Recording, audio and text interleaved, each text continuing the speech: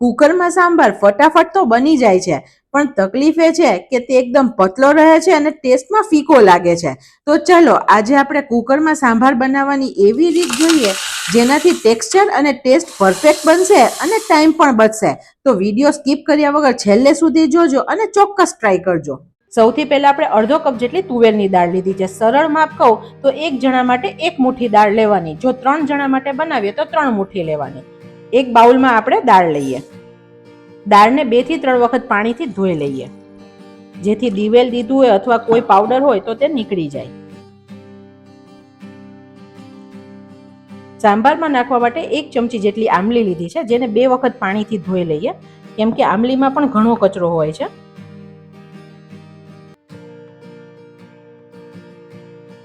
આમલીને ગરમ પાણીમાં પલાળી અને સાઈડમાં રાખીએ, જેથી સરસ સોફ્ટ થઈ જાય. અત્યારે સાંભાર એકદમ ઝડપથી બની જાય તેની માટે કુકરનો ઉપયોગ કરીએ.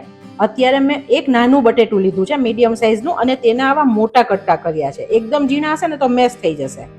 અને પાણીમાં પહેલા સમારો તો પાણીમાં રાખવાના, જેથી કાળા ના પડે.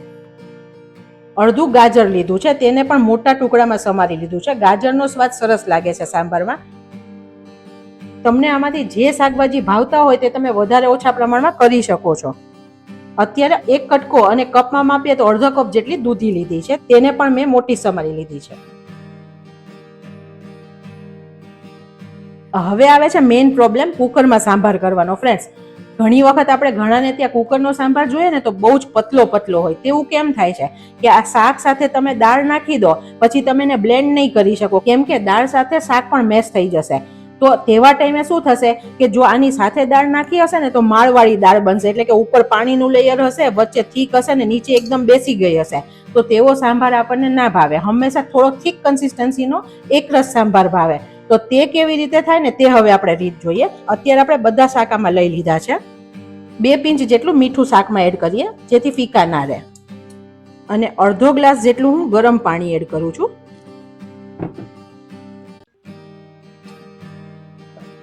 હવે આપણે એક કાંઠો લઈએ, અથવા તમે કોઈ વાટકી કે સ્ટેન્ડ પણ લઈ શકો છો, અને આવી રીતે શાક બધા સાઈડમાં કરી દઈએ. બીજું અડધો ગ્લાસ પાણી એડ કર્યું છે, એટલે ટોટલ 1 ગ્લાસ પાણી એડ કર્યું છે. વચ્ચે આવી રીતે તપેલી મૂકવાની અને તેમાં દાળ લઈએ.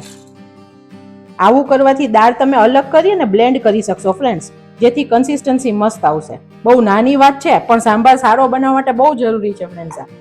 દાળની અંદર પોણો ગ્લાસ જેટલું ગરમ પાણી એડ કરું છું. અડધી ચમચી મીઠું એડ કરું છું. 1/4 ચમચી હળદર એડ કરું છું. એકવાર મિક્સ કરી દઈએ. હજુ બીજું 1/4 ગ્લાસ જેટલું પાણી એડ કરું છું. આમાં મેં ગરમ પાણી નાખ્યું છે, જેથી દાળ જલ્દીથી ચડી જશે. તુવેરની દાળ સરસ ડાયજેસ્ટ થઈ જાય તેની માટે 15-20 દાણા મેથીના નાખીએ. આપણે વઘારમાં નહીં નાખીએ, નહીં તો કડવાશ લાગશે. આમાં બિલકુલ કડવા નહીં લાગે. હવે ઢાંકી દઈએ. બીજી ઇમ્પોર્ટન્ટ વાત, સરગવા વગર તો સાંભાર અધૂરો છે ને. તો આપણે સરગવો ક્યાં નાખશું? શાક સાથે નાખશું તો સરખો નહીં ચડે, વધારે ચડી જશે. દાળમાં એડ કરશું તો બ્લેન્ડ નહીં થાય. તો આપણે સરગવાને આવી રીતે સમારી લીધો છે અને તેને દાળની ઉપર બાફી લેવાનો. આવી રીતે મૂકશું ને તો સરગવો પણ સરસ આખો રહેશે. તેની પર હાથેથી થોડું ચપટી મીઠું છાંટવાનું, જેથી આપણે જ્યારે તેને ચૂસીએ ને તો તે ફીકો ફીકો ના લાગે. હવે રીંગ લગાવી અને કુકરનું ઢાંકણું બંધ કરીએ. મીડિયમ ગેસની ફ્લેમે 4 વિસલ થવા દઈએ.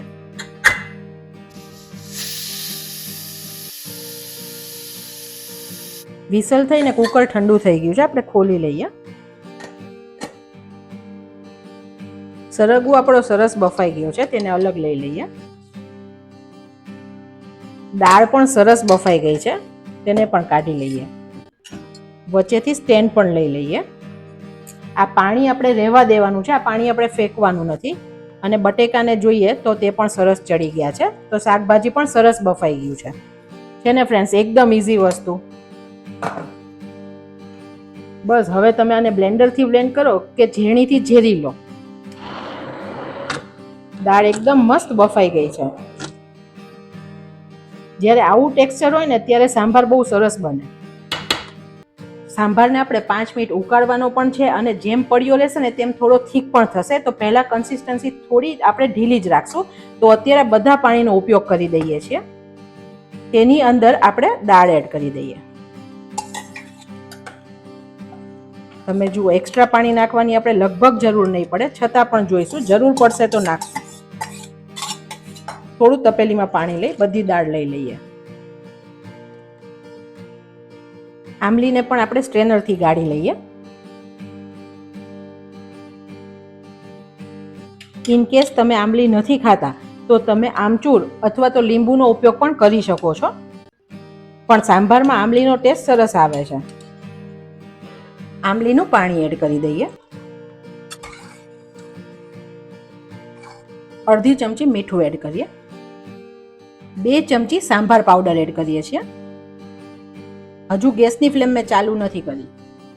1 ચમચી લાલ મરચું એડ કરીએ છીએ. અત્યારે હું કાશ્મીરી વાપરું છું, તીખાશ તમે રીતે પ્લસ કરી શકો છો. બધું એકવાર સરસ મિક્સ કરી દઈએ. કેટલો મસ્ત કલર આવી ગયો ફ્રેન્ડ્સ. હજુ મને સાંભારની કન્સિસ્ટન્સી થોડી થીક લાગે છે, કેમ કે હજુ આપણે આને ઉકાળવાનો છે. તો હું બીજું અડધો ગ્લાસ જેટલું પાણી એડ કરું છું, જેથી સરસ ઉકળે. સાંભાર જેમ ઉકળશે ને તેમ તેનો સ્વાદ બહુ સારો લાગશે. એકદમ સ્લો ગેસની ફ્લેમે આપણે સાંભારને ઉકળવા દઈએ. આપણે એક વઘાર્યું લીધું છે, ગેસની ફ્લેમ એકદમ સ્લો રાખીએ. 2 ચમચી જેટલું તેલ એડ કરીએ. સાંભારમાં તેલ બહુ વધારે નથી હોતું. 2 ચમચી રાઈ એડ કરીએ. અત્યારે મેં મસાલાની નાની ચમચી લીધી છે. રાઈ થોડી થાય પછી 1 ચમચી અડદની દાળ એડ કરીએ. અડદની દાળથી સાંભારનો ટેસ્ટ બહુ સરસ આવે છે. 2 પિંચ જેટલી હિંગ એડ કરીએ. 1 સૂકું મરચું છે, તેના 2 ટુકડા કરીને એડ કરીએ. 8-10 લીમડાના પાન એડ કરીએ.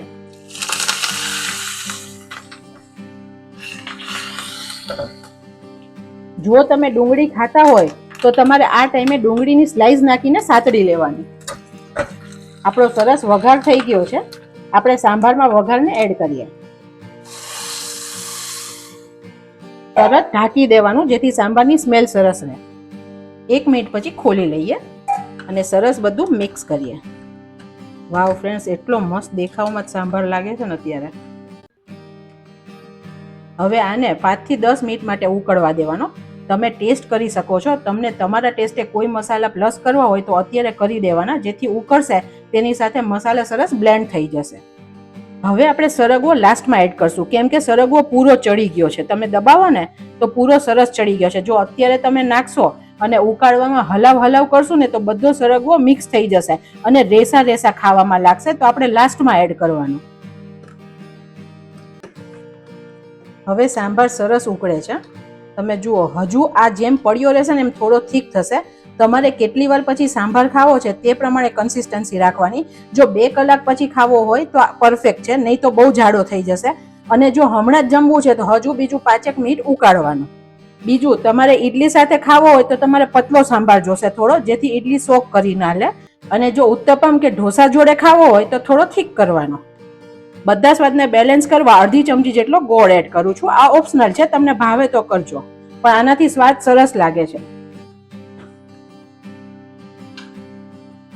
હવે સાંભાર ઓલમોસ્ટ ઉકળી જવા આવ્યો છે, તો હવે સરગવાને એડ કરી દઈએ. એકવાર સરસ મિક્સ કરી દઈએ અને 1 થી 2 મિનિટ થવા દેવાનું, જેથી સરગવો પણ સરસ સોફ્ટ થઈ જશે. આપણો સાંભાર એકદમ મસ્ત થઈ ગયો છે. કન્સિસ્ટન્સી એકદમ પ્રોપર છે. ઉપરથી થોડી કોથમીર એડ કરીએ. અન્નપૂર્ણામાની કૃપાથી બેસ્ટ સાંભાર બનીને રેડી છે.